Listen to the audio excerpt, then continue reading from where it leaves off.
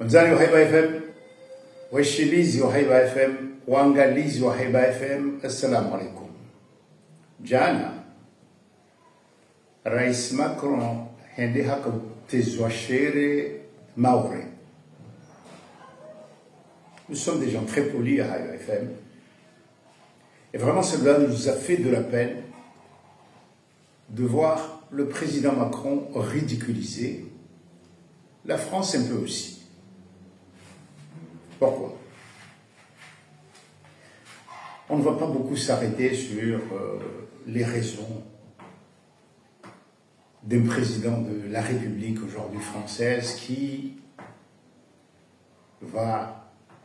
se déplace dans l'océan Indien, à l'ouest de l'océan Indien, au moment où il y a la guerre en Ukraine, le problème des tarifs, l'Europe qui est en train de se demander comment réagir à l'imprévisible Trump. Dans une période dite normale, mais ce n'est absolument pas normal, le président de la République, même pour défendre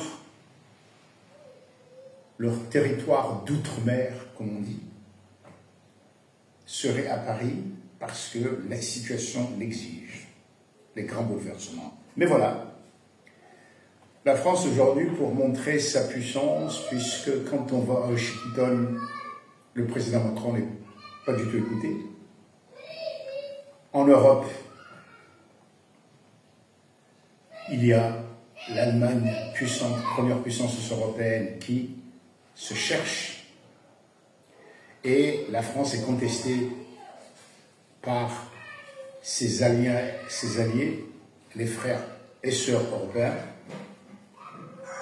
Par exemple, la Première ministre d'Italie se veut aujourd'hui la figure de proue de l'Europe.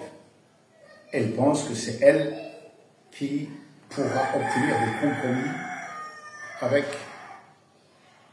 ou auprès de Donald Trump. Donc, la France est isolée. Je vous ai toujours dit que le problème, c'est que c'est certes un grand pays, mais elle a perdu beaucoup pendant des décennies, des siècles même, à vouloir se comporter comme une grande puissance, alors qu'elle est une grande pays. Ce qui fait qu'elle a toujours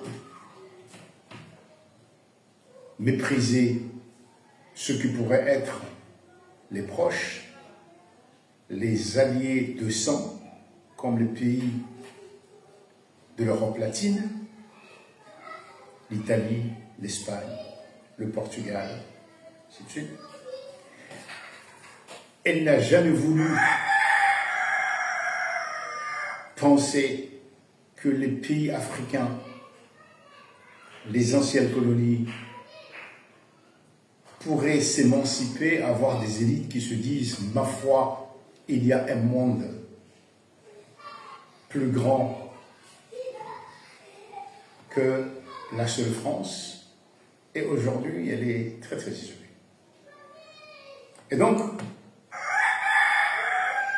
quel est l'endroit au monde où on peut montrer la grande France qui décide du tout, qui peut imposer, qui peut être en quelque sorte trumpienne, si ce n'est contre les Comores. Voilà. La France, non pas contre la Chine, non pas opposée aux États-Unis, non pas opposée à l'Allemagne, mais les Comores.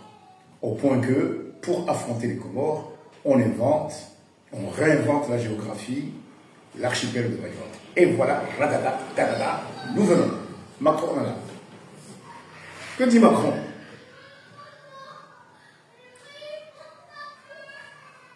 En cette période, en ce monde de connaissances, il ne parle pas de l'éducation en Mayotte. Il ne parle pas d'investissement industriel que c'est Mayotte, non. ne parle pas de faire de Mayotte le concurrent de Dubaï ou du Singapour de l'autre côté, ou même de Johannesburg. Non. On va construire un mur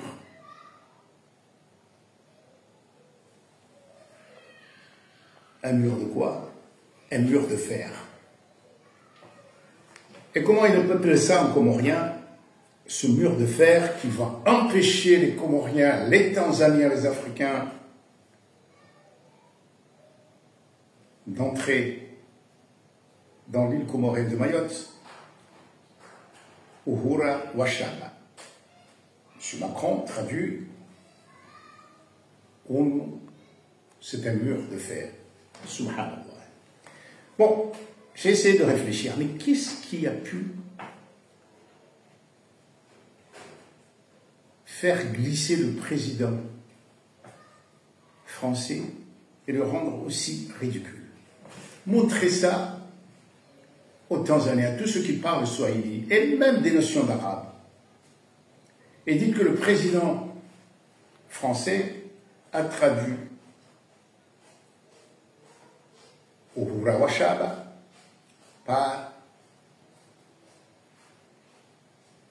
un mur de fer. La France, qui sait tout. C'était bien sûr ridiculiser la France. Est-ce que ce sont des sympathisants du parti du Rassemblement national, un parti d'extrême droite français qui ont voulu ridiculiser leur président en disant « il ne comprend rien, il ne sait rien ». Est-ce que ce sont des nationalistes comoriens de Mayotte qui se sont infiltrés pour dire « voilà, on va le ridiculiser en lui faisant traduire quelque chose qui va faire rire toute l'Afrique de l'Est ». Je ne sais pas. Mais est-ce que c'est le préfet qui ne contrôle pas ses services? Est-ce que c'est un traducteur qui s'est infiltré, qui ne sait rien, mais appartenant à un parti politique quelconque, à qui on a donné 500 € pour faire traduire et qui ne savait pas, qui a dit n'importe quoi? Mais enfin, c'est symptomatique aujourd'hui, malheureusement pour nous, qui sommes de culture française, de la suffisance française, quand même. Si on avait fait vérifier ça par 2 ou 3 personnes, il y aurait eu quelqu'un qui aurait dit à M. Macron que Uhura Washaba, ce n'est pas un mur de fer. Un bagé. Shaba, M. Macron. Shaba, M. le prophète de Mayotte. Estelle. Mais bon, c'est du laiton. Beaucoup de cuivre, un peu de zinc. Iyo, allez, wakati wanakazanze karamuku, uparisa isinyaliyo, yukaya zinzani lukulumba mjao, zakaulufa dwa hindi, amushilio ya kukomzeza hamu.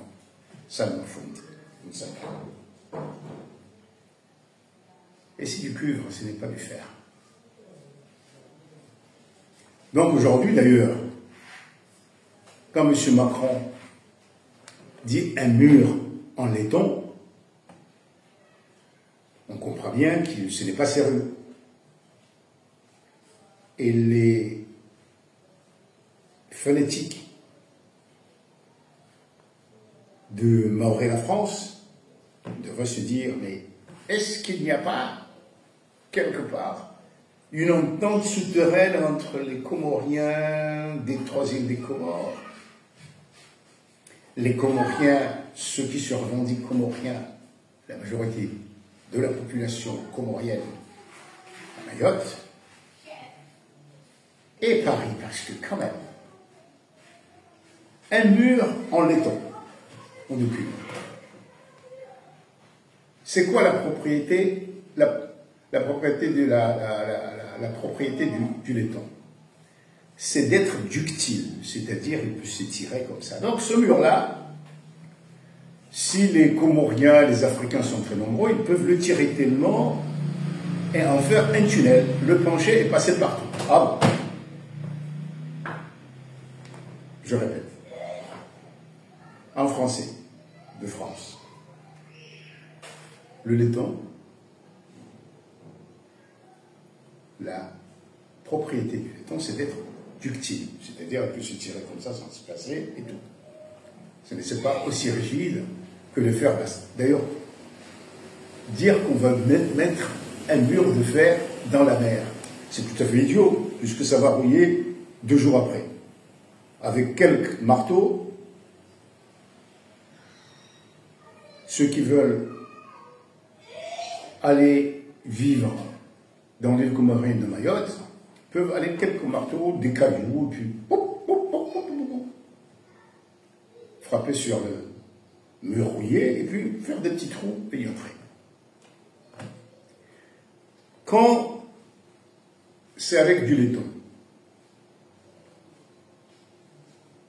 ils peuvent tirer le mur, comme il est ductile, peut s'étirer comme ça, ne casse pas, jusqu'à le rendre comme ça, faire un cercle. Et le pencher, le mur. Le mur sera penché, ce sera un tunnel. Donc, je ne sais pas ce qui s'est passé à Mayotte, mais bon, je sais pas, toute ma sympathie pour le président Macron. Encore une fois, je déplore qu'on raconte des histoires aux Mahorais. Mais bon, si c'est Camardi, c'est Stadi Soufa, tout ça, je comprends, après tout. Mais qu'est-ce qu'il nous dit que Stadi Soufa, qui doit avoir quelque chose contre son papa dans Comorien, en fait, ne crie pas, n'affiche pas ce désespoir pour retrouver ses racines. Alors à ce moment-là, on comprend très bien peut-être que le fait de faire financer par Paris un mur en laiton, c'est aussi un espoir de se dire, voilà, les parents de papa, de quand il est là-bas, pourront quand même revenir parce que je veux retrouver ma femme. Estelle, je comprends. Mais bon, je pense que c'était un peu trop fort de ridiculiser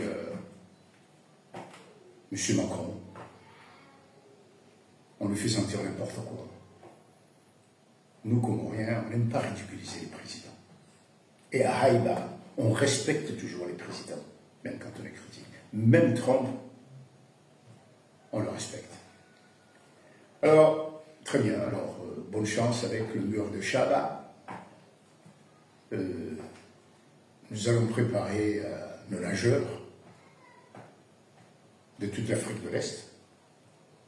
Et puis on verra comment ce mur de Chaba, combien de Comoriens, d'Africains a laissé passer. Ou si, bon, le président ayant dit, malgré tout, faire, et la France veut nous montrer que faire, c'est faire, combien de temps il va passer pour... Le mur va prendre, combien de temps ça va prendre avant de rouiller complètement et puis avec de bons cailloux volcaniques, faire les trous pour faire passer les Kwassa. À demain.